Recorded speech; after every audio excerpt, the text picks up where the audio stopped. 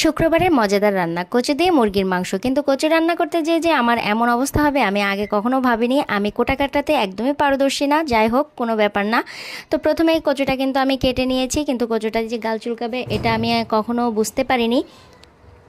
কচুটা দিয়েছিল হচ্ছে আমার এক মামি শাশুড়ি, তো যাই হোক মামি শাশুড়িকে অসংখ্য ধন্যবাদ। কিন্তু খাওয়ার পরে তো বুঝছি যে কী অবস্থা। আর অন্যদিকে এই যে মুরগির মাংস বের করে ভিজিয়ে নিয়েছে আর সব কিছু ধুয়ে পরিষ্কার করে এখন হচ্ছে ফ্রাই প্যানে আমি তেলটা বসিয়ে দিয়েছি। বসিয়ে তারপরে পরিমাণ মতো পেঁয়াজ দিয়েছি। আর এই বৃষ্টির সময় কেউ কচু খেতে যাবেন না, বৃষ্টির সময় কচুতে কিন্তু অনেক ধরনের অনেক সময় গাল ধরে। তো সেক্ষেত্রে হচ্ছে বৃষ্টির সময় কেউ কচু খাবেন না। তবে কচুটা খুবই সুন্দর ছিল। এটা যদি রৌদ্রের সময় তোলা হতো বা রৌদ্রের সময় খাওয়া হতো তাহলে মনে হয় না গালটা ধরতো। আর আমি প্রথমেই কিন্তু সিদ্ধ করে পানিটা ফেলে দিয়েছি এবং লেবু দিয়ে সামান্য হলুদ লবণ দিয়ে।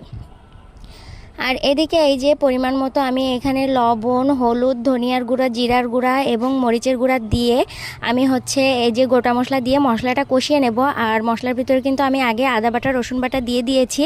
দিয়ে মশলাটা কষিয়ে তারপরে এই যে ধুয়ে রাখা মাংসগুলোকে দিয়ে দিচ্ছি। আর আমার ভিডিওটি যারা যারা দেখা শুরু করেছেন অবশ্যই একটা লাইক দিয়ে দেখা শুরু করবেন এবং দেখতে দেখতে কোনো অংশে ভালো লেগে থাকলে অবশ্যই কমেন্ট করে জানাবেন। আর আমি কিন্তু সুস্থ না, রেগুলার ভিডিও, বড় ভিডিও আপলোড দিতে পারি না। যাই হোক সবাই একটু দোয়া করবেন। আর এখানে ভয়েস দেওয়ার সময় কিন্তু বুঝতে পারছেন। আর অন্যদিকে এই যে আমি কিন্তু পানিটা ঝরিয়ে রেখেছি কচুর, কিন্তু বুঝতে পারিনি যে গলা ধরবে। আর অন্যদিকে আমার হাত এত পরিমাণ চুলকাইছে, আমি কিন্তু হচ্ছে গ্লোভস পরে নিছি। প্রথমে আমার মনে ছিল না, পরে গ্লোভস পরে আমি হচ্ছে কচুটা কেটেছি। তারপরেও আমার এত পরিমাণ হাত চুলকাইছে কি বলবো। তারপরে এই যে মাংস এবং কচু একসাথে কিন্তু আমি কষিয়ে রান্নাটা করছি। তো রান্নার সময় কিন্তু কচুটা ভালোই গলে গিয়েছিল, তারপরেও হচ্ছে গলাটা ধরেছে। আর এখন এই যে আমি পরিমাণ মতো পানিটাও দিয়ে দিচ্ছি, দিয়ে ঢাকনা দিয়ে ঢেকে কিন্তু আমি রান্নাটা করে নেব। আর কচু দিয়ে মাংস রান্নাটা আমার হাতে কিন্তু আমার ফ্যামিলি সবাই পছন্দ করে, কিন্তু আজকে এরকম হবে আমি আগে বুঝতে পারিনি। আর এখন এই যে আমার রান্নাটা কিন্তু হয়ে আসছে। এ পর্যায়ে হচ্ছে আমি ভাজার গুঁড়া, জিরের গুঁড়া আর হচ্ছে গরম মশলার গুঁড়ো দিয়ে আমি হচ্ছে নামিয়ে নিব। আর এখানে ক্যামেরাটা অন করে হচ্ছে আমি যেন কি করতে গিয়েছিলাম, আর তাতে এতটা দেরি হয়ে গিয়েছে।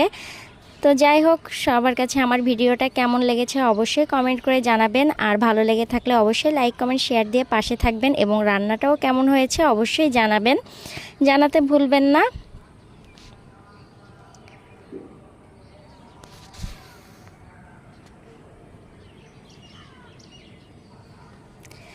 তো এই যে হচ্ছে আমার রান্নার ফাইনাল লুক, কেমন হয়েছে অবশ্যই জানাবেন। তো দেখতে এবং খেতে দুটোই অনেক মজার হয়েছিল। কিন্তু